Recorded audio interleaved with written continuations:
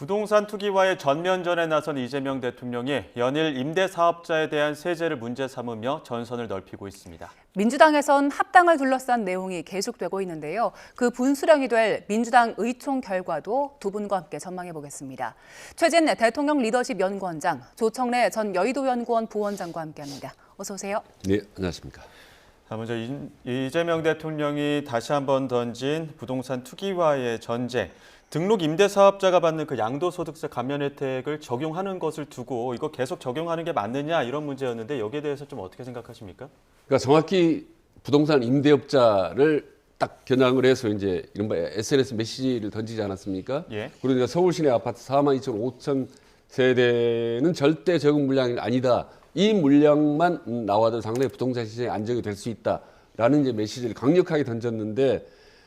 대통령께서 최근 들어 이제 부동산은 심리다라는 표현을 많이 합니다. 예. 그래서 국민 심리를 좀 되돌리고 환기시키기 위한 SNS 메시지를 강력하게 계속 날리고 있는 것 같아요. 그래서 지금 이 방금 말씀드린 문자를 올린 것도 밤 자정 12시경 올린 겁니다. 그러니까 대통령이 밤늦게까지 자지 않고 부동산 시장 안정화에 골몰하고 있다는 것을 보여준 거고요. 그리고 보면 내용들이 상당히 좀 전문적입니다. 뭐 임대 아파트는 16%가 서울에 있고 뭐 이렇게 조목조목. 예. 그래서 부동산 관계자들이 그런 표현을 했더라고요. 야, 대통령이 상당히 전문적이고 부동산 임대업자 아니면 잘 알기 힘든 그런 내용들을 상세히 파악하고 있구나라고 멘트들이 언론에 나왔습니다. 그런 거 보면 대통령이 작심하고 오늘 이어서 지속적으로 부동산 시장 안정화, 특히 이 임대업자 에 대한 과세 문제, 중과세 문제를 통한 주택시장 안정화에 역점을 두고 지속적으로 메시지와 정책을 아마 뒷받침할 것 같다는 생각이 듭니다. 예, 대통령이 SNS에 올리고 또 몇몇 언론들이 그 기사에 대해서 조목조목 반박을 하는 방식으로 좀 SNS가 이어지고 있거든요. 특히 뭐 몇 퍼센트 정도에 그치고 뭐 어느 정도가라면서 아주 세세한 표현까지도 지적을 하더라고요. 이런 대통령의 SNS 행보 어떻게 보십니까? 대통령이 깨알 정치를 하고 있는데요. 예. 이게 제가 볼 때 과장급 이하가 해야 될 일까지 다 하시는 것 같아요. 이거는 거꾸로 얘기하면은 정부 부처가 안 돌아가고 있다는 얘기입니다. 예. 그 주무부처 장관도 있고 차관도 있고요. 그 다음에 우리나라에 국세청도 있고, 그 다음에 무엇보다도 집권 여당도 있습니다. 지금 뭐 다 입을 닫고 있는데 대통령 혼자서 원맨쇼를 계속하고 계시거든요. 그리고 대통령께서 이 말씀 하셨잖아요. 정부 이기는 시장 없다. 지금 그거를 몸소 실천하고 계신데, 의도나 의지는 이해를 할 수 있지만, 여태까지의 선례를 보면 시장에 직접 개입할 경우에 부작용이 훨씬 커집니다.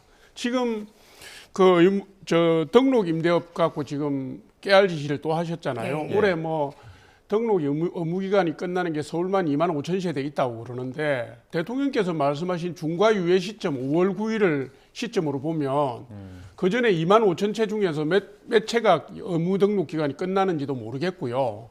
그 다음에 의무 등록 기간이 끝나든 안 끝나든 임대로 내놓은 주택에 임대업자가 임대차 3법 그 악법이잖아요. 문재인 대통령 때. 거기에 의해서 갱신청구권 행사하면 못 내놓습니다. 팔 수도 없어요. 그러면 대통령께서 다주택자에게 매물로 내놔라고 주장을 하실 정도가 되려면 그 잘못된 법부터 풀어주고 조건을 만들어야 됩니다. 근데 지금은 한풀이 분풀이하고 무주택 서민들의 정서를 때리는 쪽으로 주력하고 계시잖아요. 저는 별 효과가 없고 안 팔면 어떻게 합니까? 그럼 보유세에 대해서 징벌적 과세 때리겠다는 얘기인데 그러면 시장 구조가 훨씬 더 왜곡됩니다. 문재인 대통령 때 받지 않습니까? 예. 왜 이걸 답습하는지 이해할 수 없습니다. 그 연일 나오고 있는 SNS 메시지가 이제 부처가 움직이지 않아서라는 어떤 관측들도 네. 해주셨는데 여론은 조금 움직인 것 같습니다. 지금 여론조사 결과를 보게 되면 리얼미터 조사에서 긍정평가가 소폭 올라가는 모습들도 있었거든요. 이게 SNS 메시지 때문일까요? 아니면 부동산 투기에 대한 강력한 메시지 때문일까요?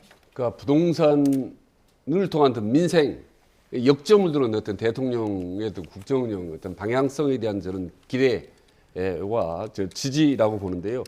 문재인 전 대통령이 최근에 그런 얘기를 하지 않습니까? 부동산 정책만은 실패했다고 실토했지 않습니까? 아마 이 부분이 상당히 이재명 대통령은 깊이 와닿을 겁니다. 예. 저는 실패한 이유가 당시에는 상당히 부동산 정책의 이념성, 정치가 개입됐다라는 점이 있고 또 하나 한다면 주관하면 깨알 정책을 몰랐다라고 저는 보는 거예요. 대통령이 부동산을 잘 몰랐기 때문에 문재인 정부 때 상당히 좀 어려움을 겪었지만 이재명 대통령 같은 경우는 다르다. 나는 부동산 선거를 총론부터 갈라놓고 모든 걸 꿰고 있다라는 자신감을 강력하게 보여준 것 같기 때문에 저는 과거의 실패는 답습하지 않을 거라고 저는 전망을 하고 저는 이러한 깨알 정책들이 공직자들이나 관련되는 업자들 사이에서도 이거는 적당히 넘어가서는 안 되겠구나라는 위기의식을 느끼면서 좀 더 과거와는 달리 좀 빠른 속도로 안정화될지 않을까. 하나 더 부탁드린다면 다만 이런 대통령의 말씀이 제도나 정책으로 강력하게 뒷받침이 돼야 되는 거죠. 예. 메시지로만 끝나지 않고 예. 후속적인 피드백 이런 것들이 속도 있게 강력하게 뒷받침되면 아마 부동산 정책이 상당히 좀 빠르게 과거 정부와는 달리 안정화로 들어서지 않을까라고 기대를 해봅니다. 네, 제도가 좀 뒷받침돼야 하는 상황이라는 말씀 주셨는데 여당에서 오늘 그 부동산 감독원 관련 법안을 오늘 발의할 걸로 보이거든요.